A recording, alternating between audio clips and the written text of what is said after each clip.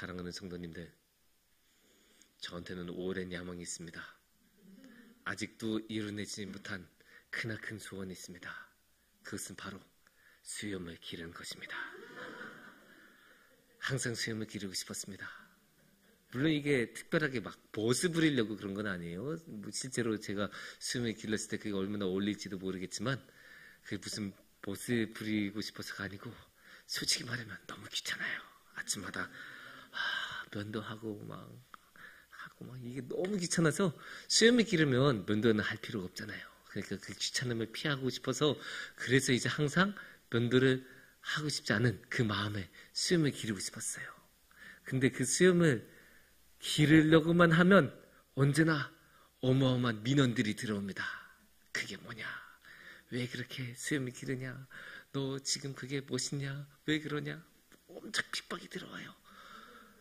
아니 무슨 악플을 받는 듯한 느낌이에요. 그냥 한마디가 아니고 막 악플이 막 꽂혀요. 근데 제 질문이 무엇인지 아십니까?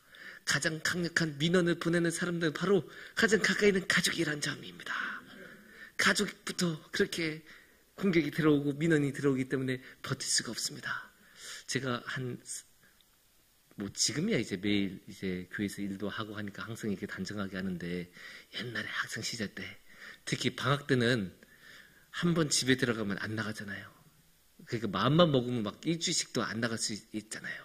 근데 저 같은 경우는 이제 3일만 면도를 안 하면 이제 굉장히 이제 몸에 얼굴이 달라 보이거든요.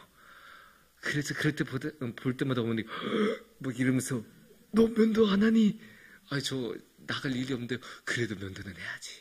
막 그래서 항상 이제 그렇게 그래서 이제 평생에 이루지 못한 꿈이 이제 수염을 기른 것이었는데 근데 이제 거기에 대해서 저도 사실 할 말이 많아요. 물론 이제 민원을 주신 분들의 마음이 알겠지만 제가 정말로 이해를 하지 못한 것 중에 하나가 왜 교회 다니는 사람들이 자꾸 그렇게 수염을 기르면 안 된다고 할까? 거기에 대해서 제가 저의 말의 근거를 삼을 수 있는 그림 하나를 보여드리겠습니다. 보여주십시오. 예. 누구십니까? 우리 예수님입니다. 예수님도 수염 기르셨어요. 이거 인터넷에서 아무 예수님이라고 검색해서 아무 사진이나 가지고 온 거예요. 아무 사진을 골라도 예수님은 다 수염을 길러요. 수염 안 기른 예수님 사진 본 적 있으세요? 없어요. 예수님 무조건 수염이에요. 그것도 아주 많은 수염이에요. 멋있는 수염이에요. 왜 교회 다니는 사람들이 항상 나보고 수염을 기르면 안 된다고 할까? 수염을 기른 것은 예수님을 닮아가는 길인데 왜 안 될까? 물론 이제 저도 진지하게 이런 말을 하는 건 아니죠. 예수님을 닮아가는 거에 이제 중요하지만 수염을 닮아가는 게 그렇게 중요하겠습니까? 그럴 리는 없죠. 예수님을 닮아갈 수 있는 그 수많은 일들 중에서 수염은 아주 후순위 한 500등 정도 되는 그런 정말 하찮은 그런 것이겠죠. 그러니까 예수님을 닮아가는 것의 기준이 수염을 기른 것이 될 수는 없겠죠. 그런데 여기서 바로 우리가 아주 중요한 질문을 던질 수가 있을 거예요. 그러면 예수님을 닮아간다는 것은 무엇일까요? 수염을 기른 게 예수님을 닮아가는 것의 핵심이 아니라면 예수님을 닮아가는 것의 핵심은 무엇일까요? 이거는 우리가 한번 생각해 볼 만한 질문이죠. 왜냐? 우리 신앙에서 예수님을 닮아가는 것은 아주 중요하니까요. 우리가 항상 고백하고 기도하고 그렇게 되기를 원한다고 항상 고백하는 게 예수님을 닮아가는 거잖아요. 우리 신앙에 있는 큰 목표 중에 하나가 예수님을 닮아가는 거예요. 그래서 우리는 여기서 질문을 던져야 합니다. 그렇다면 도대체 예수님을 닮아가는 것의 핵심은 무엇일까요? 무엇을 했을 때 우리는 예수님을 닮았다고 말을 할 수 있을까요? 이 중요한 질문을 오늘 이 시간 오늘의 말씀 통해서 한번 함께 나눠보도록 하겠습니다. 로마서 8장에는 참으로 아름답고 은혜로운 말씀이 많아요. 그런데 오늘의 질문, 예수님을 닮아가는 것은 무엇인가에 대한 답변은 그 많은 말씀 중에서 29절 말씀에서 우리가 한번 찾아볼 수 있습니다. 29절에서는 이렇게 말씀하십니다. 하나님이 미리 아신 자들을 또한 그 아들의 형상을 본받게 하기 위하여 미리 정하셨으니 이는 그로 많은 형제 중에서 맏아들이 되게 하려 하심이니라. 여기서 중요한 말씀은 뭘까요? 여기서 핵심되는 말씀, 밑줄 치면서 우리가 볼 말씀은 여기 딱 강조된 이 말씀. 아들의 형상을 본받게. 아들의 형상을 본받게 하기 위하여. 이 말씀 우리가 주목을 해야 돼요. 하나님은 우리가 예수님을 닮아가고 예수님 본받아서 살아가기를 원하세요. 그런데 그 중에서 무엇을 닮아가야 된다고 하셨죠? 아들의 형상. 여기서 아들은 당연히 예수님이니까 예수님의 형상을 닮아가라. 하나님이 직접 하신 말씀이에요. 우리는 예수님의 형상을 닮아가면 돼요. 예수님의 그 많은 모습들, 많은 행적들, 많은 삶 중에서 우리가 닮아가야 되는 것은 예수님의 형상이에요. 이제 명확해졌죠? 예수님의 형상이에요. 그런데 예수님의 형상은 그러면 무엇일까요? 형상이란 말이 좀 어렵잖아요. 우리가 평소에 쓰는 말이 아니잖아요. 형상은 원래 철학적인 용어예요. 철학적인 개념이어서 이제 사물의 본질을 나타내는 그런 건데, 그러니까 어떤 사물이 그것이 되기 위한 핵심, 그러니까 사과잼에서는 사과가 빠지면 안 되겠죠? 그런 핵심이 바로 형상이라고 쉽게 말하면 그렇게 말할 수 있어요. 물론 이제 개념적으로 설명이 들어가려면 아주 이제 깊이 들어가야겠지만, 그런데 이제 그 예수님의 형상을 우리가 닮아가야 되는데, 재미있는 것은 이 예수님의 형상은 예수님으로 안 끝난다는 점이에요. 우리가 한번 골로새서 1장 15절을 함께 보겠습니다. 그는 보이지 아니하는 하나님의 형상이시요 모든 피조물보다 먼저 나신 이시니. 여기서 그는 예수님이에요. 그러면 이거 어떻게 읽을 수 있어요? 예수님은 보이지 아니하는 하나님의 형상입니다. 이렇게 읽을 수 있겠죠? 그런데 우리가 아까 뭐라고 했어요? 우리는 예수님을 닮아가야 되는데 예수님을 닮아가기 위해서는 예수님의 형상을 닮아가야 돼요. 근데 이 예수님은 누구라고요? 하나님의 형상이라고 했어요. 그러니까 예수님의 형상을 우리가 닮아가야 되는데 이 예수님은 또 하나님의 형상이에요. 그러면 예수님의 형상을 닮아가려면 하나님의 형상을 닮아가야 된다는 뜻이 되겠죠? 이렇게 쭉 이어지니까 그래서 하나님의 형상을 그러면 우리가 또 봐야죠. 하나님의 형상은 그럼 뭘까요? 하나님의 형상은 우리가 보려면 창세기 1장 27절 말씀을 우리가 한번 보면 좋겠습니다. 하나님이 자기 형상 곧 하나님의 형상대로 사람을 창조하시되 남자와 여자를 창조하시고.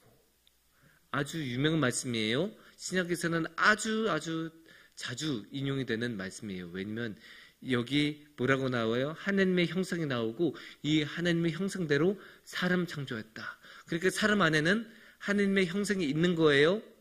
그래서 왜 사람이 중요합니까? 인간의 가치는 무엇입니까? 신학에서는 항상 하나님의 형상이 있기 때문입니다. 이렇게 설명해요.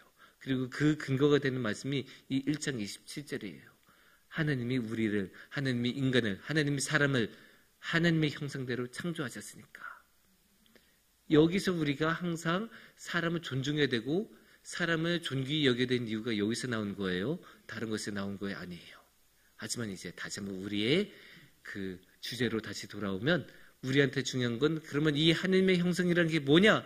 그 하나님의 형상이 사람 안에 있다는 것은 알겠는데 그럼 그 하나님의 형상은 뭐냐라고 했을 때 아까 27절에서 뭐라고 나왔어요? 하나님이 하나님의 형상대로 창조하시되 남자와 여자로 창조하시고 라고 말씀하셨죠. 그러면 이제 문장 구조에 따르면 하나님의 형상대로 창조하셨는데 어떻게 창조하셨다? 남자와 여자대로 창조하셨다. 창조 똑같이 나오니까 앞에서는 형상, 뒤에서는 남자와 여자. 그러면 결국 하나님의 형상은 남자와 여자가 되겠죠. 하나님의 형상대로 창조하실 때 남자와 여자로 창조하셨으니까 그러면 남자와 여자로 창조하신 게 이 하나님의 형상대로 창조하신 뜻이 되니까 결국 하나님의 형상은 남자와 여자다 이렇게 말씀을 드릴 수 있을 것 같아요. 그러면 조금 혼동스러울 수 있을 것 같아요. 하나님의 형상을 좀 닮아가려고 했는데 그러면 남자와 여자로가 하나님의 형상이면 그거를 어떻게 따라갈 수 있지? 나는 여자인데 내가 남자일 수는 없는데 나는 남자인데 나는 여자일 수 없는데 그럼 어떻게 할 수 있을까? 물론 이제 요새 미국 같은 데는 제3의 성이라고 해서 그 중간에 막 그런 식으로 이야기한 경우도 많아요. 그래서 이제 남자와 여자 아닌 걸로 말하는 것도 많은데 그러면 이게 여기 그렇게 연관돼서 말씀할 수 있습니까? 막 그렇게 복잡하게 갈 수도 있는데 근데 그런 것은 사실 다 표면적인 거예요. 남자와 여자를 그런 식으로 해석하지 않아도 돼요. 진짜 남자 여자로 창조해서 두 명으로 창조했다 이런 뜻을 말하고 싶은 게 아니에요. 그게 표면적으로 진짜 그냥 눈앞에 남자 여자 그 이제 딱 무슨 화장실 앞에 있는 것처럼 표지 딱딱 그 이야기가 아니에요 지금. 그러면 뭘까요? 조금 더 깊이 한번 내려가 봅시다. 그래서 우리 한번 상상력을 발휘해 봅시다. 남자가 만났어요. 여자가 만났어요. 그럼 이 둘이 뭐를 합니까? 남자와 여자가 만나면 뭘 합니까? 사랑을 해야죠. 만나고 함께하고 게임도 하고 영화도 같이 보고 보드게임방도 가고 그러다가 어떻게 됩니까? 연인이 되고 사랑을 하는 거예요. 그래서 남자와 여자의 핵심은 사랑하는 거예요. 그래서 에베소서 말씀에서도 결국 둘이 된 게 하나가 돼서 사랑하는 거다 그렇게 말씀하잖아요. 그렇게 사랑을 하는 것 이게 남자와 여자됨의 핵심이에요. 그냥 괜히 남자와 여자로 만드신 게 아니에요. 서로 다시 하나가 될 수 있도록 소외된 것들이 나눠졌던 것들이 분리된 것들이 다시 하나가 될 수 있도록 애초부터 만들으셨고 그래서 남자와 여자로 만든 것의 핵심은 사랑이라고 말씀을 드릴 수 있어요. 그러면 이 사랑이라는 게 뭐겠어요? 이 사랑이라는 게 하나님의 형상이라는 뜻이에요. 그러면 우리가 앞에부터 쭉 왔잖아요. 예수님을 닮아가야 되는데 그 예수님 닮아갈 때는 예수님의 형상을 닮아가야 되고 근데 그 예수님이 또 하나님의 형상이고 근데 이 하나님의 형상이 그럼 뭐냐? 사랑이고 남자 여자인데 그 남자 여자는 사랑이다. 결국 우리가 예수님을 보면서 닮아가야 되는 것은 쭉 가면 그 결론이 어디로 와요? 사랑. 여기까지 온 거예요. 이게 종착지예요. 이게 종점이에요. 예수님을 닮아간다라는 정거장에서 시작해서 쭉 여기저기 왔다 갔다 해서 종점이 어디예요? 사랑입니다. 그래서 다른 것 중간에 것은 다 잊어버리셔도 돼요. 오늘의 제가 이렇게 하는 이야기들 설교에서 내용 다 잊어버리셔도 돼요. 수염 이야기도 잊어버리셔도 돼요. 사랑만큼은 잊으시면 안 돼요. 핵심은 사랑. 우리가 예수님을 닮아가는 것의 핵심은 사랑이에요. 그래서 우리는 예수님을 보면서 사랑을 해야 합니다. 그런데 여기서 질문하실 수 있어요. 아니 그러면 목사님 하나님이 그냥 우리 보고 사랑하라 라고 하면 되지 왜 굳이 이렇게 힘들게 그 많은 정거장을 거쳐서 여기까지 오셨습니까? 이게 맞는 말씀이에요. 틀린 말 아니에요. 분명히 가질 수 있는 질문이에요. 하지만 그래서 하나님이 사랑하라고 자주 이야기하시잖아요. 근데 우리 귀가 두꺼워서 잘 그걸 못 듣는 거예요. 마음이 굳어서 하나님이 사랑하라고 그렇게 말씀하셔도 그걸 못 들어요. 그러니까 하나님이 어떻게 했어요? 답답하시잖아요. 답답하시니까 안 되겠다. 예수님 보내신 거예요. 그냥 사랑하라고 하면 너무 막연하니까 그대로 잘 안 따라하니까 딱 예수님을 보내셔서 실제로 사례를 보여주신 거예요. 살아있는 하나의 예를 보여주신 거예요. 모범을 보여주신 거예요. 이게 진짜 사랑이다. 이렇게 하는 게 사랑이다 하면서 예수님 어떻게 하셨어요? 그 많은 병자들 다 고쳐주시고 그 피 흘리고 힘들어하고 아무도 다 가지 않는 사람들 그 사람들 손 잡아주면서 다 낫게 해주셨잖아요. 그 이스라엘 사회에서 아무도 돌보지 않고 모두가 무시하는 그런 사람들 병든 사람들 귀신 들린 사람들 나그네들 외국인들 그런 사람들 예수님 손 잡아주면서 같이 밥 먹고 같이 사랑해 주셨잖아요. 그러면서 예수님이 보여준 거예요. 이게 사랑이다. 이게 사랑이다. 그래서 하나님께서는 우리가 눈앞에 볼 수 있게 막연하지 않게 추상적이지 않게 진짜 눈으로 볼 수 있는 사랑 손으로 잡을 수 있는 사랑을 보여주시라고 예수님을 이렇게 보내주신 거예요. 근데 이제 우리가 이렇게 예수님을 통해서 실제 사례를 봤죠. 그러면 이제 우리가 똑같이 사랑을 하면 되겠죠. 그런데 이렇게 또 물어보실 수 있는 분이 있어요. 아, 예. 그러면 목사님, 우리가 그렇게 사랑을 해야 한다는 건 알겠는데 그렇게 사랑을 해서 예수님을 닮아가고 예수님의 형상을 따라가면 어떻게 되는 거예요? 거기 무슨 유익이 있어요?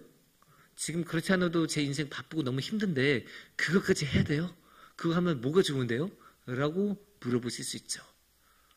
아주 좋은 질문입니다. 그럴 때는 저는 고린도후서 3장 18절을 한번 펴볼 거예요. 우리가 다 수건을 벗은 얼굴로 거울을 보는 것 같이 주의 영광을 보매 그와 같은 형상으로 변화하여 영광에서 영광에 이르니 곧 주의 영으로 말미암음이니라. 여기서 주목해야 되는 말씀 뭐겠어요? 같은 형상으로 변화하여 영광에서 영광에 이르니. 그러니까 무슨 뜻이 되겠어요? 아까 질문이 뭐였죠? 예수님의 형상을 따라가면, 예수님처럼 사랑하면 어떻게 됩니까? 다시 한번 우리 18절 말씀 보여주시면 이렇게 말씀하세요. 18절 말씀은 예수님과 같은 형상으로 변하면, 예수님을 닮아가면, 예수님의 형상을 따라가면 영광에 이른다. 근데 그 영광이 무슨 영광이겠어요? 당연히 주님의 영광, 하나님의 영광이지 않겠습니까?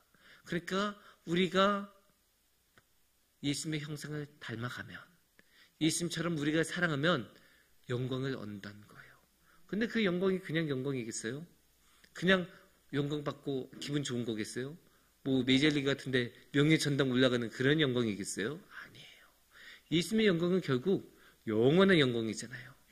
영원히 하나님과 함께 누리는 영광. 근데 이 영원이라는 말은 사실은 여기 지상에서는 이루어질 수가 없어요. 아니, 이 세상이 언젠가는 없어지는데 어떻게 이 세상에서 영원의 영광이 있을 수 있어요? 말이 안 되잖아요. 그거는 있을 수가 없는 일이잖아요. 언젠가는 없어질 영광이잖아요. 근데 우리가 영원의 영광을 누린다는 건 뭐예요? 결국 천국 가야 되는 거잖아요. 천국에 가야 영원한 영광을 누릴 수 있는 거예요. 그러니까 우리가 여기서 말한 것처럼 주님의 영광을 얻는다는 것, 주님의 영광에 이른다는 것은, 그 영원한 영광에 이른다는 것은 결국 구원을 얻는다는 뜻이죠. 그러니까 우리가 예수님의 형상을 따라가면, 예수님을 닮아가면 우리는 구원을 얻어요. 이게 유익이에요. 이게 우리가 얻을 거예요. 이게 우리에게 주시는 열매예요. 그래서 예수님을 닮아가면 구원을 얻습니다. 그러니까 하나님께 얼마나 우리가 감사를 드려야겠어요? 우리가 이렇게 예수님을 닮아갈 수 있도록, 하나님의 형상을 닮아갈 수 있도록 예수님을 우리에게 보내주신 거잖아요. 그리고 그 사랑을 보고 배울 수 있도록 예수님을 보내주신 거잖아요. 사실 예수님 안 오셔도 상관없잖아요. 예수님 하나님과 그 동등한 본체로 하나님 옆에, 그 하늘나라에 계속 계셔도 아무도 뭐라고 할 수 있는 사람 없잖아요. 거기가 예수님께서 계실 마땅한 자리이니까 굳이 안 오셔도 되는데 굳이 여기까지 오셨어요. 왜? 우리에게 사랑을 보여주고 싶으셔서, 우리를 구원으로 이끌어주고 싶으셔서, 그래서 여기까지 오신 거예요. 여기에 그 예수님의 깊은 사랑, 우리를 향한 사랑, 우리를 구원해 주고 싶어 하시는 예수님의 그 깊은 사랑이 이 모습에서 나타나는 거예요. 그러니까 우리가 이 사랑 보고 얼마나 감사하고 얼마나 또 찬양 드려야겠어요. 그런데 우리가 드릴 찬양은, 우리가 드릴 감사는 여기서 끝나지가 않아요.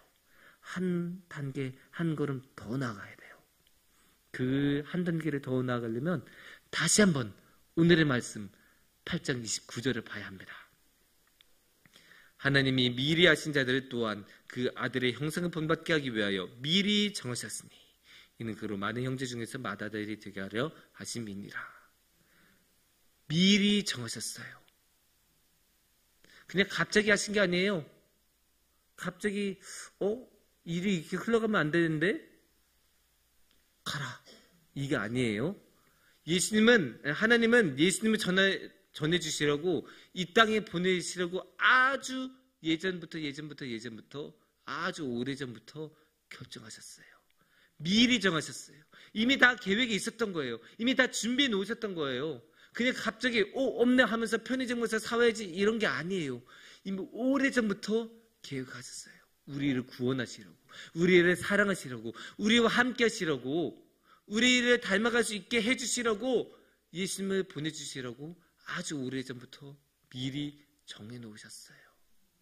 여기에 이 예수님의 깊은 사랑, 하나님의 깊은 사랑이 있는 거예요. 갑자기가 아니에요. 아주 오래전부터 우리를 향한 사랑이 확증되어 있었던 겁니다.